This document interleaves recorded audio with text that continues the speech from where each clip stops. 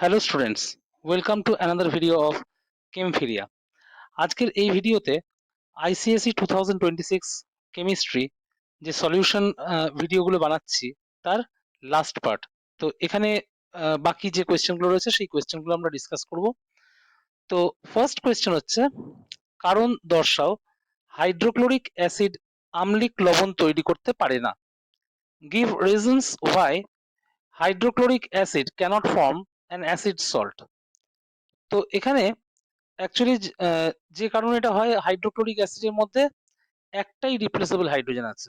তো একটা replaceable hydrogen থাকলে সেটা কিন্তু নর্মাল সল্ট তৈরি করতে পারবে, কিন্তু অ্যাসিড সল্ট তৈরি করতে পারবে না। কারণ অ্যাসিড সল্ট তৈরি করতে গেলে একের বেশি রিপ্লেসেবল হাইড্রোজেন থাকতে হবে।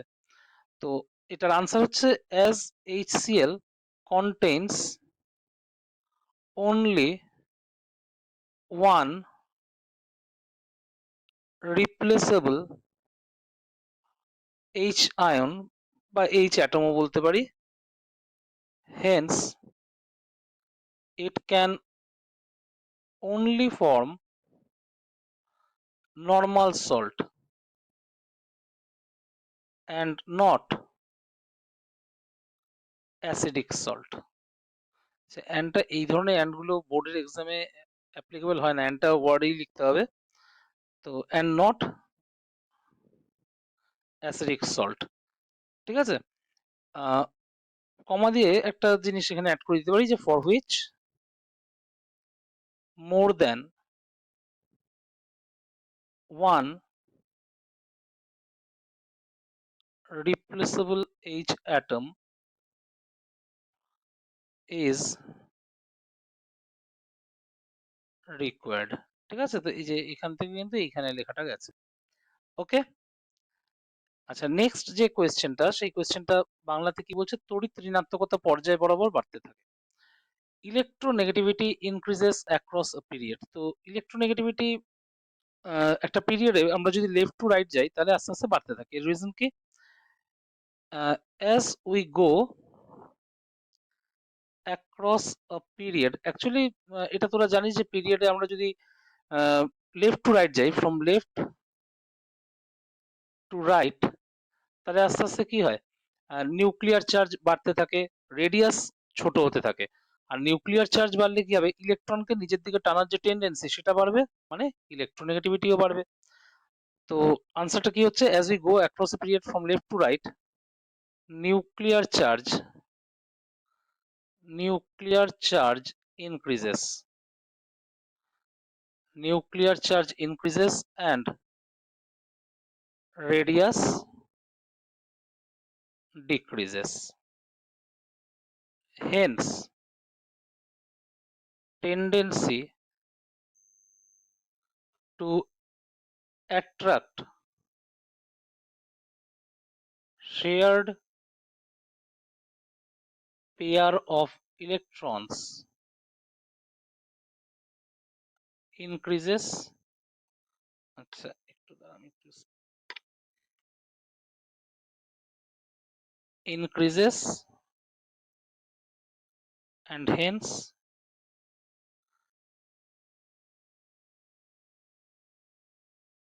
electronegativity also increases, ঠিক আছে। তো আমরা চলে যাচ্ছি নেক্সট কোয়েশ্চেনে। নেক্সট কোয়েশ্চেন কি বলছে, নিচের মন্তব্যগুলি সত্য না মিথ্যা নির্দেশ করো। প্রথম মন্তব্য হচ্ছে, যেসব জৈব যৌগের আণবিক সংকেত আলাদা কিন্তু গঠন সংকেত একই তাদের সমবয়ব বলে। অর্থাৎ এখানে কি বলছে, state whether the following statements are true or false. Organic compounds having different molecular formula but same structural formula are called isomers. তো এটা কিন্তু সম্পূর্ণ রং স্টেটমেন্ট, তো এটা ফলস, এটা ফলস। আচ্ছা, সেকেন্ড স্টেটমেন্ট যেটা বলছে, বাংলায় প্রথমে বলে নিই, কোনো অ্যাসিডের হাইড্রোজেন আয়নকে একটি ধাতু বা তড়িৎ ধনাত্মক আয়ন দ্বারা আংশিক বা সম্পূর্ণ প্রতিস্থাপন করে উৎপন্ন যৌগটিকে লবণ বলে। A salt is a compound formed by partial or complete replacement of the hydrogen ion of an acid by a metal or electropositive ion. তো এটা কিন্তু একদম কমপ্লিটলি ট্রু, এটা কিন্তু ট্রু স্টেটমেন্ট, ঠিক আছে। তো আমরা চলে আসি নেক্সট কোয়েশ্চেনে। নেক্সট কোয়েশ্চেন কি বলছে? নেক্সট কোয়েশ্চেন বলছে অনিল কলেজের একজন ল্যাবরেটরি সহায়ক। তিনি নাইট্রিক অ্যাসিড তৈরি করে সূর্যালোকের উপস্থিতিতে একটি স্বচ্ছ পাত্রে রাখেন। কয়েকদিন পরে পাত্রটিতে বাদামি ধোঁয়া উঠতে দেখা যায় এবং অ্যাসিডের বর্ণ সামান্য হলদে হয়ে যায়। অ্যাসিড সংরক্ষণে অনিলের কি ভুল হয়েছিল? পাত্রে কেন বাদামি ধোঁয়া উঠতে দেখা যায়? অ্যাসিডের হলদে বর্ণ কিভাবে দূর করা যায়? তো এই হচ্ছে এই কোয়েশ্চেনটা। তো এখানে কি বলছে? Anil is a laboratory assistant in a college. He prepared nitric acid but stored it in a transparent container exposed to sunlight. After a few days, brown fumes were observed in the container and the acid turned slightly yellowish in color. What was the error made by Anil while storing the acid? তো এখানে যে অনিল ভুলটা করেছিল সেটা হচ্ছে transparent কন্টেইনারের মধ্যে রেখেছিল, তাও that two expose to Sunlight. তো এটা কিন্তু ঠিক না, বিকজ নাইট্রিক অ্যাসিড কিন্তু সানলাইটের প্রেজেন্সে ডিকম্পোজ করে। তো এখানে এরারটা কি? He stored nitric acid in a transparent container exposed to sunlight, which is completely wrong, as in presence of sunlight nitric acid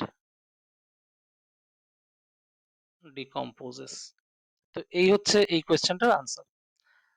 Why were brown fumes observed? Why were brown fumes observed in the container? তো এখানে nitric acid কি করছে? Decompose করছে। তো decompose করে বলেই কিন্তু কি তৈরি হয়? ব্রাউন কালারের নাইট্রোজেন ডাই অক্সাইড তৈরি হয়, সেই কারণেই ব্রাউন ফিউমস দেখা যায়। তো brown fumes comes from decomposition of nitric acid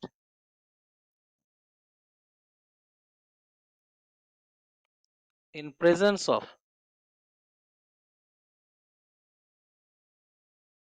sunlight. When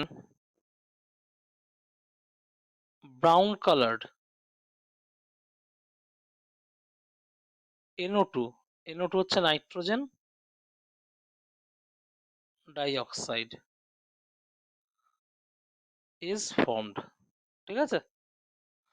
এখানে রিঅ্যাকশনটা হচ্ছে 4HNO3, এরোর উপর লিখে দিলাম সানলাইট। প্রোডাক্ট কি হবে? 4NO2 plus 2H2O plus O2। এই হচ্ছে রিঅ্যাকশন। এই NO2 যেটা তৈরি হয়েছে না, এই NO2 জন্যই কিন্তু এই ব্রাউন কালারটা দেখা যায়। ওকে, নেক্সট কোয়েশ্চেন কি বলছে? How can the yellowish tinge in the acid be removed? Actually yellowish টিঞ্জটা কোত্থেকে আসছে? ওই NO2 জন্য। তো ওটাকে কি করে রিমুভ করা যাবে? দুটো রাস্তা আছে রিমুভ করার। তো কি? একটা রাস্তা হচ্ছে by passing dry air or CO2 through the solution. When CO2 drives off brown fume, ঠিক আছে? CO2 টা কি করে? ব্রাউন ফিউমটাকে বের করে দেয়। আর আরেকটা রাস্তা হচ্ছে বাই পাসিং, না বলে বাই অ্যাডিং বলা আরো ভালো, excess water in which brown colored nitrogen dioxide dissolves, ঠিক আছে? তো এর মধ্যে কি হয়, ওই এক্সেস ওয়াটার দিলে ওর মধ্যে ব্রাউন কালারের যে নাইট্রোজেন ডাইঅক্সাইড ডিজলভ হয়ে যায়, কালারটাও চলে যায়। নেক্সট যে কোয়েশ্চেনটা, সেই কোয়েশ্চেনটা কি বলছে দেখি একবার।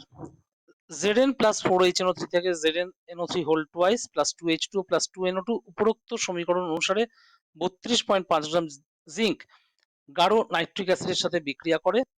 বিক্রিয়াটিতে কত মোল জিঙ্ক প্রয়োজন? এই হচ্ছে ফার্স্ট কোয়েশ্চেন। সেকেন্ড কোয়েশ্চেন বলছে 32.5 গ্রাম জিঙ্কের সাথে বিক্রিয়া করতে প্রয়োজনীয় নাইট্রিক অ্যাসিডের ভর নির্ণয় করো।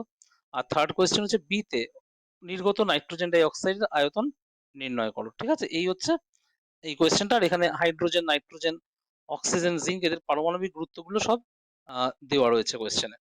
তো এটা যদি ইংলিশটা দেখি, Zn plus 4HNO3 থেকে ZnNO3 whole 2 plus 2H2 plus 2NO2. 32.5 gram of zinc reacts with concentrated nitric acid as given in the above equation. How many moles of zinc was required in the reaction? তো এখানে দেখ, first question যেটা বলছে কত মোল zinc লাগবে, তো zinc কতটা লাগবে সেটা তো বলে দিয়েছে 32.5 গ্রাম। তো এখানে কত মোল জিঙ্ক লাগবে, তো এখানে number of moles of zinc required, ঠিক আছে? তো মোলস এর অ্যাকচুয়ালি ফর্মুলা কি, mass divided by atomic weight, mass divided by atomic weight, কারণ এখানে জিঙ্ক হচ্ছে মেটাল, ওটা তো অ্যাটম হিসেবে থাকে। তো মাস কত 32.5 আর অ্যাটমিক ওয়েট হচ্ছে 65, তার মানে 0.5। তাহলে এই হচ্ছে ফার্স্ট কোয়েশ্চেনের আনসার। ওকে, তাহলে কত মোল জিঙ্ক লাগবে, 0.5 মোল জিঙ্ক লাগবে।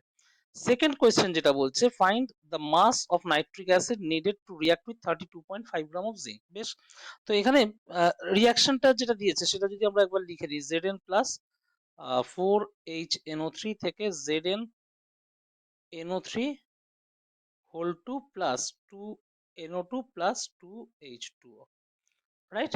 তো এখানে দেখাই যাচ্ছে জিঙ্ক এখানে একটাই রয়েছে, একটা মানে 32.5 গ্রাম, আমরা যদি গ্রামে এক্সপ্রেস করি।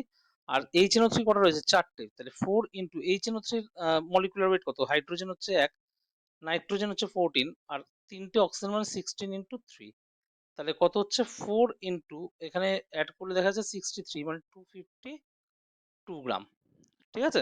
আর এখানে একটা আমি ভুল লিখেছি, সেটা হচ্ছে এই জায়গাটা একটু কারেকশন করে দিই, এটা 32.5 গ্রাম হবে না, অ্যাকচুয়ালি জিঙ্ক তো একটা এখানে, আর জিঙ্কের অ্যাটমিক মাস কত 65, তাহলে 65 গ্রাম।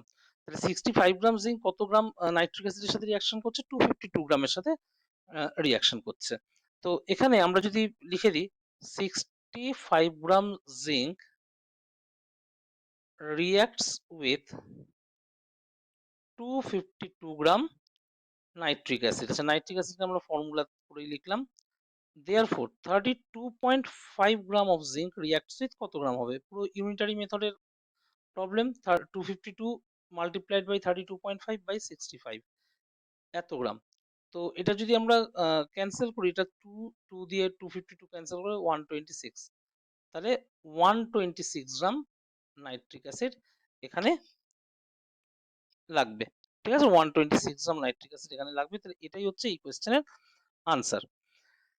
নেক্সট যেটা বলছে, third part of the question, find the volume of nitrogen die oxide liberated in B. আচ্ছা, বি তে যে কতটা নাইট্রিক অ্যাসিড বেরিয়েছে সেটা বের করতে হবে। রিয়াকশনটা আরেকবার লিখে নিই, কেমন, জিঙ্ক প্লাস 4HNO3 থেকে তৈরি হচ্ছে ZnNO3 whole 2 plus 2NO2 plus 2H2O, ঠিক আছে? তো প্রথম কথা হচ্ছে এখানে দেখেই তোরা বুঝতে পারছিস জিঙ্ক এখানে 1 মোল আছে, তাহলে 1 মোল জিঙ্ক থেকে কত মোল নাইট্রোজেন ডাই অক্সাইড তৈরি হয়েছে, 2 মোল।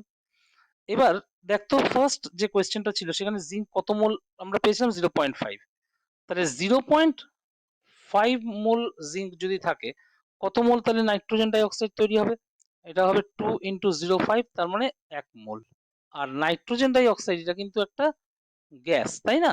তাহলে 1 মোল এখানে রয়েছে, তাহলে 1 মোল নাইট্রোজেন ডাই অক্সাইডের ভলিউম কত বের করতে হবে। আর তোরা জানিস যে যে কোনো গ্যাসের 1 মোলের যে ভলিউম সেটা এসটিপি তে 22.4 লিটার। তাহলে volume of nitrogen dioxide obtained equal to কত হবে? তোর হবে হচ্ছে 22.4 লিটার। ঠিক আছে, বিকজ এখানে 1 মোল NO2 তৈরি হয়েছে আর 1 মোলের ভলিউম কত? 22.4 লিটার। তবে এখানে একটা কথা নিশ্চয়ই বলবো, সেটা হচ্ছে এই কোয়েশ্চেনটা যদি আমরা দেখি, এখানে NO2 ভলিউম যেটা 22.4 লিটার বার করলাম এই যে লাস্টে, এটা একটা এসটিপি তে বলা উচিত ছিল কোয়েশ্চেনে, কারণ এই ভলিউমটা কিন্তু 1 মোলের যেটা হয় এটা কিন্তু শুধুমাত্র এসটিপি তে হয়, অন্য কোনো কন্ডিশনে কিন্তু এটা হয় না। তো এটা একটু কোয়েশ্চেনে ঠিকঠাক বলে দেওয়ার দরকার ছিল। ওকে, তো এবার আমরা যাব নেক্সট কোয়েশ্চেনে। ওকে, তো নেক্সট কোয়েশ্চেন যেটা, সেটা প্রথমে বাংলায় বলিনি। কার্বন একটি অ্যাসিডের সঙ্গে বিক্রিয়া করে কার্বন ডাই অক্সাইড, জল ও নাইট্রোজেন ডাই অক্সাইড উৎপন্ন করে। বিক্রিয়ায় ব্যবহৃত অ্যাসিডটির নাম লেখো। সংঘটিত বিক্রিয়াটির সমিত সমীকরণটি লেখো। তো কি বলছে, carbon reacts with an acid to form carbon die oxide, water and nitrogen die oxide.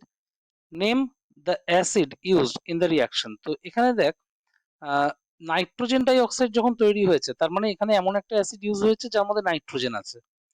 তো এখানে যে অ্যাসিডটার কথা বলছে সেটা হচ্ছে নাইট্রিক অ্যাসিড, সেটা হচ্ছে নাইট্রিক অ্যাসিড, অর্থাৎ HNO3। নাম লিখলেই হবে, কারণ এখানে ফর্মুলা তো জানতে চাইনি, তবু ফর্মুলাটা এখানে আমি লিখে দিলাম। আর second part of the question যেটা বলছে, right a balanced chemical equation for the reaction that occurs. তো এই যে নাইট্রিক অ্যাসিডের সাথে কার্বনের যে রিয়াকশনটা, এটা ব্যালেন্সড কেমিক্যাল ইকুয়েশনটা দিতে হবে। তো C+4HNO3 gives CO2, CO2 টা গ্যাস হয়ে বেরিয়ে যায়, 4NO2 সেটাও গ্যাস হয়ে বেরিয়ে যায়, আর তার সাথে হচ্ছে 2H2O। 2 আর 10 আর 2 12, 12, হ্যাঁ ব্যালেন্স হয়ে গেছে। তো এই হচ্ছে ব্যালেন্সড কেমিক্যাল ইকুয়েশন। ক্লিয়ার? তো আমরা যাচ্ছি নেক্সট কোয়েশ্চেনে। নেক্সট কোয়েশ্চেন যেটা, নেক্সট কোয়েশ্চেনটা কি বলছে, বক্সাইট হলো অ্যালুমিনিয়ামের বাণিজ্যিক নিষ্কাশনে ব্যবহৃত প্রধান আকরিক। বক্সাইটকে পরিশোধন করে বিশুদ্ধ অ্যালুমিনা তৈরি করতে বিয়ারের পদ্ধতি ব্যবহৃত হয়, যেখানে প্রারম্ভিক ধাপগুলিতে কস্টিক সোডা গুরুত্বপূর্ণ ভূমিকা পালন করে। ঠিক আছে, তো এইটা দেওয়া রয়েছে, এর ভিত্তিতে নিম্নোক্ত প্রশ্নগুলির উত্তর দাও। বেশ, বিয়ারের পদ্ধতিতে কস্টিক সোডা যোগ করার কারণ ব্যাখ্যা করো। বিয়ারের পদ্ধতিতে বক্সাইট ও কস্টিক সোডার বিক্রিয়াটির সমিত সমীকরণ লেখো। তো এই হচ্ছে কোয়েশ্চেন। কোয়েশ্চেনটা একবার ইংলিশে পড়ে নিই। Bauxite is the principal or is used in the commercial extraction of aluminium.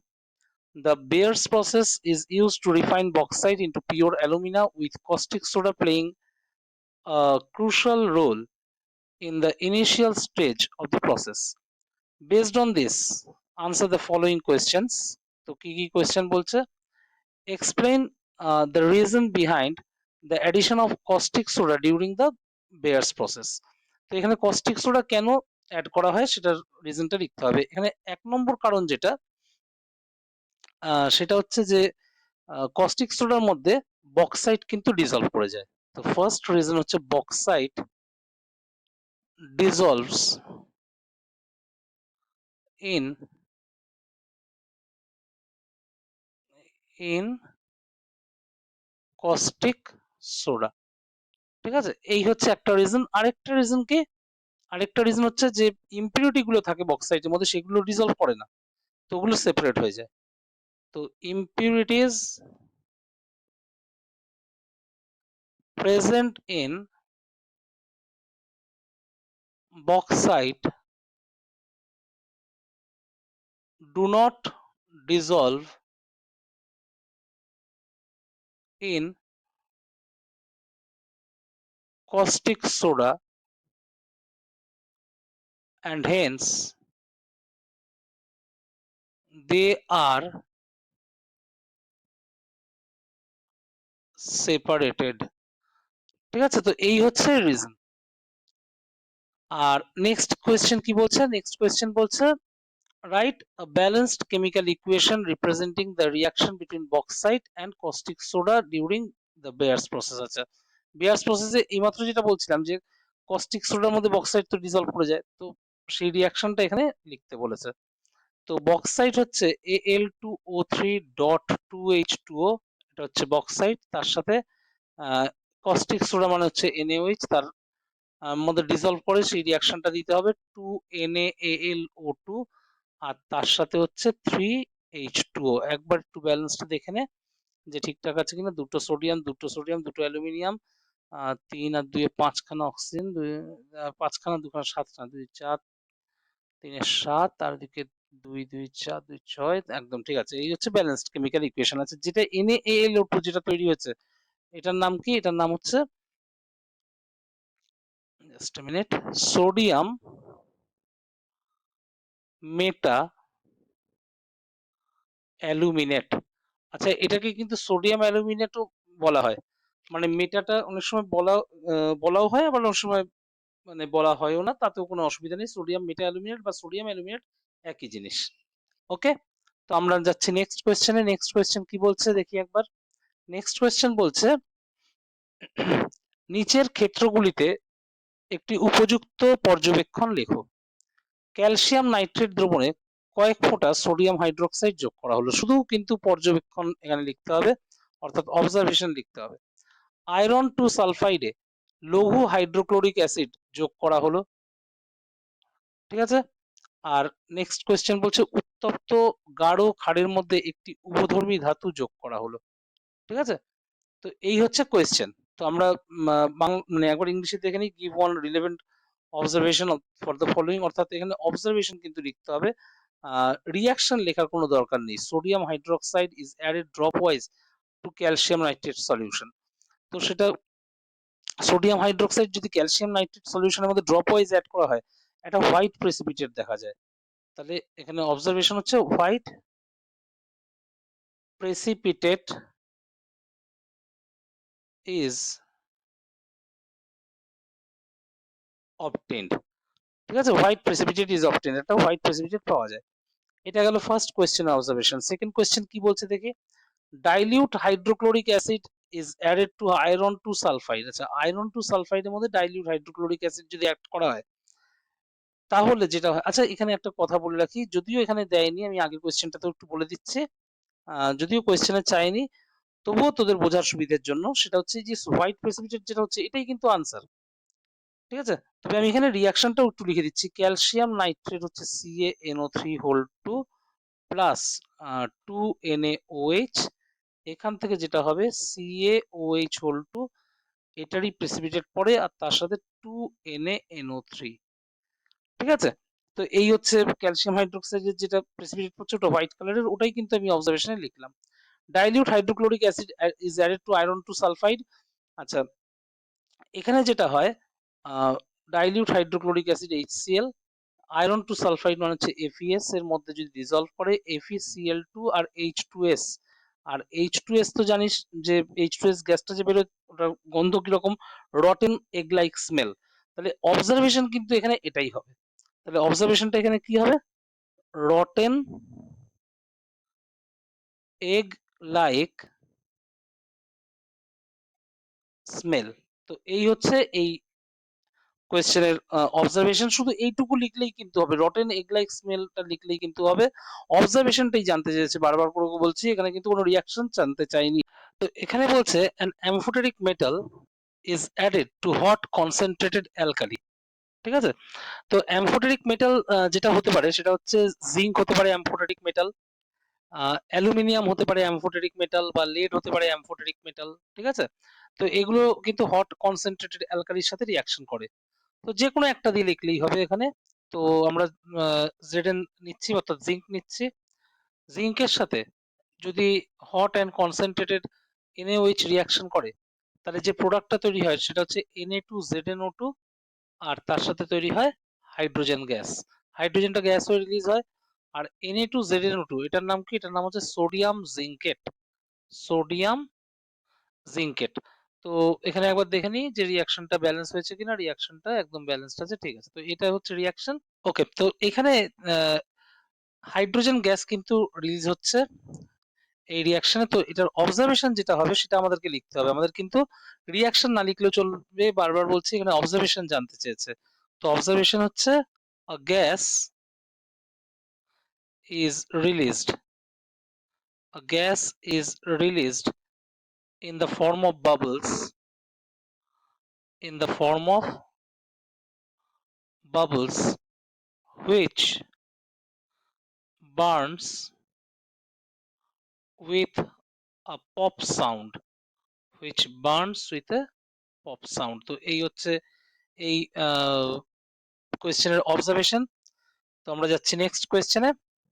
Next question কি বলছে, নিচের বিক্রিয়া সারণীটি দেখে এ বি এবং সি চিহ্নিত করো। তো এখানে দেখ মাঝখানে কি রয়েছে, ইথানল। ইথানলকে এ দিলে হচ্ছে ইথিন, বি দিলে ইথাইল অ্যাসিটেট, আর সি দিলে কার্বন ডাই অক্সাইড আর তার সাথে জল। তো এখানে কোনটা কি আমাকে দেখতে হবে। তো এখানে কোয়েশ্চেনটা একবার দেখে নে। Study the reaction scheme shown below and identify the reactants A B and C. এখানে ইথানল মাঝখানে রয়েছে, ওটাকে এ দিলে ইথিন হয়, বি দিলে হয় ইথাইল অ্যাসিটেট, আর সি দিলে হয় কার্বন ডাই অক্সাইড আর ওয়াটার। তো এখানে এবিসি কি হবে সেটা বের করতে হবে। তো প্রথম কথা হচ্ছে এ যেটা মানে ইথানল থেকে ইথিন তৈরি করার জন্য যেটা ইউজ করা হয় সেটা হচ্ছে কনসেন্ট্রেটেড H2SO4, ঠিক আছে। কনসেন্ট্রেটেড H2SO4 আর টেম্পারেচার রাখতে হবে 170°C। এটা গেল এ। বি যেটা ইথাইল অ্যাসিডের তৈরি হচ্ছে, তো ইথানলকে আমরা যদি অ্যাসিটিক অ্যাসিড দিই CH3COOH তাহলে কিন্তু ইথাইল অ্যাসিডের তৈরি হয়। আর এখানে কনসেন্ট্রেটেড H2SO4 একটা ক্যাটালিস্টের কাজ করে, সামান্য হিট দিতে লাগে, এগুলোও কিন্তু লিখে দিলাম। আর নেক্সট যেটা C, carbon die oxide and water. তো ইথানল থেকে দেখ কার্বন ডাই অক্সাইড ওয়াটার হচ্ছে মানে এটা কম্বাসশন রিঅ্যাকশন, কম্বাসশনের জন্য কি লাগে, অক্সিজেন, ঠিক আছে। তো এটাই হচ্ছে সি। তো এই কোয়েশ্চেনের পরে আমরা যাচ্ছি নেক্সট কোয়েশ্চেনে। ওকে, তো নেক্সট কোয়েশ্চেন যেটা বলছে এসটিপিতে 5.6 লিটার জেড গ্যাসের ভর 32 গ্রাম। জেড এর আণবিক গুরুত্ব ও বাষ্প ঘনত্ব কত এটা বের করতে বলেছে। 5.6 liters of gas Z weighs 32 gram at STP. What is the molecular weight and vapor density of Z? এই হচ্ছে কোয়েশ্চেন। তো এই কোয়েশ্চেনটা কি করে করা যায়। তো দেখ এখানে বলছে যেটা at STP 5.6 liter of Z weighs 32 gram, তাহলে 22.4 liter of Z weighs how much? তা 22.4 লিটারের ওয়েট কত হবে, 32 multiplied by 22.4 divided by 5.6। ওকে, তো এখানে যেটা আসছে এটা এটা ক্যান্সেল করলে উপরে 4 চলে আসছে, তাহলে এটা হচ্ছে গিয়ে 128 গ্রাম। আর আমরা জানি 22.4 লিটার মানেই হচ্ছে 1 মোল, তাই না। আর 1 মোলের মাস যেটা হয় সেটাই হচ্ছে মলিকুলার ওয়েট। তাহলে therefore মলিকুলার ওয়েট যেটা হবে 128, এর কোনো ইউনিট কিন্তু হবে না, ঠিক আছে। আর একই সাথে বলেছে ভেপার ডেন্সিটি কত, তাহলে ভেপার ডেন্সিটি কত হবে জেড এর, তাহলে vapour density of Z, vapour ডেন্সিটির ফর্মুলা হচ্ছে molecular weight divided by 2, molecular weight divided by 2। তো এখানে মলিকুলার ওয়েট কত বেরোলো, 128 ডিভাইডেড বাই 2 মানে 64, ঠিক আছে। তো এখানে দুটো কোয়েশ্চেন, একটা কোয়েশ্চেনের আনসার হচ্ছে 128 আর একটা কোয়েশ্চেনের আনসার হচ্ছে 64। তো এটা একটা আনসার, এটা একটা আনসার, ঠিক আছে। তো আমরা যাচ্ছি নেক্সট কোয়েশ্চেনে। নেক্সট কোয়েশ্চেন কি বলছে, নিচের নামগুলি লেখো। পর্যায় 2 এর সবথেকে তড়িৎ-ঋণাত্মক মৌল, পর্যায় 3 এর বৃহত্তম পরমাণু। নেম দ্য ফলোইং, কি কি, the most electronegative element of period 2, আর বলেছে the largest atom of period 3, ঠিক আছে। তো এটার যদি আনসার গুলো দেখি, the most electronegative element of period 2 হচ্ছে ফ্লোরিন। ফ্লোরিন সেকেন্ড পিরিয়ডে থাকে। আর থার্ড পিরিয়ডের লার্জেস্ট অ্যাটম অফ পিরিয়ড 3 হচ্ছে সোডিয়াম। কারণ সোডিয়াম থেকে কিন্তু থার্ড পিরিয়ড স্টার্ট হচ্ছে, তো ওটাই কিন্তু লার্জেস্ট অ্যাটম। আমরা চলে আসছি নেক্সট কোয়েশ্চেনে। নেক্সট কোয়েশ্চেন কি বলছে, নিচে কিছু মৌল রয়েছে, কি কি মৌল রয়েছে একবার দেখে নিই। লিথিয়াম, পটাশিয়াম, ক্যালসিয়াম আর হচ্ছে ফ্লোরিন। সেই মৌলটিকে চিহ্নিত করো যার বা যেটি ফার্স্ট বলছে পারমাণবিক ব্যাসার্ধ সর্বনিম্ন, সেকেন্ড বলছে দুটি যোজ্যতা ইলেকট্রন আছে, আর থার্ড পার্ট বলছে সর্বাপেক্ষা তড়িৎ ধনাত্মক। মানে যা বলতে হবে এই তিনজনের মধ্যে থেকে কিন্তু, ঠিক আছে। তো আমরা যদি ইংলিশে কোয়েশ্চেনটা পড়ি, given below are a few elements, কি কি এলিমেন্টস দেখতে পাচ্ছিস, লিথিয়াম, পটাশিয়াম, ক্যালসিয়াম আর হচ্ছে fluorine. Identify the element which first হচ্ছে has the least atomic radius. আচ্ছা, এদের মধ্যে লিস্ট অ্যাটমিক রেডিয়াস কোনটা? আমরা যদি এদের পজিশন গুলো দেখি পিরিয়ডিক টেবিলে, লিথিয়াম রয়েছে, তোরা খুব ভালো করে জানিস গ্রুপ 1-এ। লিথিয়ামের নিচে রয়েছে পটাশিয়াম, আর এদিকে গ্রুপ 2-তে পটাশিয়ামের উপরে রয়েছে ক্যালসিয়াম, আর গ্রুপ 17 যেটা, গ্রুপ 17-এ রয়েছে ফ্লোরিন একদম উপরের লাইনে, মানে তোর ওটাও কিন্তু লিথিয়াম যে পিরিয়ডে আছে সেই পিরিয়ডে। তো এই হচ্ছে মোটামুটি ওদের পজিশন। লিস্ট অ্যাটমিক রেডিয়াস কোনটা হবে, যেটা সব থেকে ডান দিকে আছে, মানে ফ্লোরিন। ফ্লোরিনের রেডিয়াস হবে সব থেকে কম, কারণ ডান দিকে গেলে কি হয়, রেডিয়াস কমতে থাকে। সেকেন্ড যেটা বলছে হ্যাজ টু ভ্যালেন্স ইলেকট্রন। আচ্ছা, কার মধ্যে দুটো ভ্যালেন্স ইলেকট্রন আছে? দুটো ভ্যালেন্স ইলেকট্রন কিন্তু এখানে একজনেরই আছে, সেটা হচ্ছে ক্যালসিয়াম। ক্যালসিয়ামে কিন্তু দুটো ভ্যালেন্স ইলেকট্রন থাকে। ক্যালসিয়াম গ্রুপ 2 তে থাকে না, তো গ্রুপ 2 তে থাকা মানেই তো ভ্যালেন্স শেলে দুটো ইলেকট্রন থাকা। আর তারপরেরটা বলছে ইজ দ্য মোস্ট ইলেকট্রোপজিটিভ। তো এদের মধ্যে সব থেকে ইলেকট্রোপজিটিভ কোনটা? এদের মধ্যে সব থেকে ইলেকট্রোপজিটিভ আমরা যদি দেখি পটাশিয়াম, কারণ নিচের দিকে গেলে ইলেকট্রো পজিটিভ ক্যারেক্টার কিন্তু বাড়তে থাকে, আর বাঁদিক থেকে ডান দিকে গেলে সেটা কিন্তু কমতে থাকে, তাহলে পটাশিয়াম হবে এটার আনসার, ঠিক আছে। তো এই কোয়েশ্চেন গুলো আমাদের হয়ে গেল। নেক্সট এবং লাস্ট কোয়েশ্চেন বলছে কে, এল এবং এম বিকারগুলিতে তিনটি পৃথক দ্রবণ আছে। কি কি দ্রবণ? কে কে এর মধ্যে রয়েছে জলীয় অ্যাসিটিক অ্যাসিড, এল এর মধ্যে রয়েছে সোডিয়াম ক্লোরাইড দ্রবণ, আর এম এর মধ্যে রয়েছে পাতিত জল। এবার বলছে সেই বিকারটির নাম লেখো যার মধ্যে ১ নম্বর হচ্ছে শুধুমাত্র আয়ন আছে, ওকে, ২ নম্বর বলছে শুধুমাত্র অণু আছে, আর ৩ নম্বর বলছে যে ক্ষেত্রে পিএইচ এর মান ৭ এর থেকেও কম, ঠিক আছে। তো আমরা যদি ইংলিশে কোয়েশ্চেনটা পড়ে নিই একবার, K, L and M are beakers containing three different solutions as shown below. K বিকারে রয়েছে aqueous acetic acid, L বিকারে রয়েছে সোডিয়াম ক্লোরাইড সলিউশন, আর M এর মানে বিকারটার মধ্যে রয়েছে ডিস্টিলড ওয়াটার, ঠিক আছে। তো এখানে বলছে name the beaker which contains only ions. আচ্ছা, অনলি আয়ন কোন বিকারটাতে রয়েছে, যেটা আয়নিক কম্পাউন্ড রয়েছে যার মধ্যে, মানে সোডিয়াম ক্লোরাইড সলিউশন মানে এল বিকার, ঠিক আছে। কন্টেইনস অনলি মলিকিউলস, কোনটার মধ্যে শুধু মলিকিউল আছে। আচ্ছা, মলিকিউল যেটার মধ্যে থাকবে সেটা কিন্তু পুরোপুরি কোভ্যালেন্ট হবে, ক্লিয়ার। তো ওটা ডিস্টিলড ওয়াটারের মধ্যে শুধু মলিকিউল আছে, তাহলে এম। আর লাস্ট বলছে যার pH has pH less than 7। PH 7 এর থেকে কম কার? এখানে যে অ্যাসিড তার, এবার অ্যাসিড কোথায় আছে, কে বিকারে অ্যাকুয়াস অ্যাসিটিক অ্যাসিড, তাহলে কে মানে যে পিএইচটা হবে সেটা কিন্তু লেস দ্যান 7 হবে, ঠিক আছে। তো আই হোপ তোরা কোয়েশ্চেন গুলোর আনসার বুঝতে পেরেছিস। আর এর সাথে সাথে কিন্তু আইসিএসসি 2026 এর কেমিস্ট্রির টোটাল সলিউশন সিরিজ কিন্তু শেষ হলো। আশা করি তোদের সিরিজটা যথেষ্ট ইনফরমেটিভ লেগেছে, ভালো লেগেছে। আর এরকম ধরনের কন্টেন্ট পেতে হলে অবশ্যই তোরা কিন্তু কমেন্ট করে জানাবি।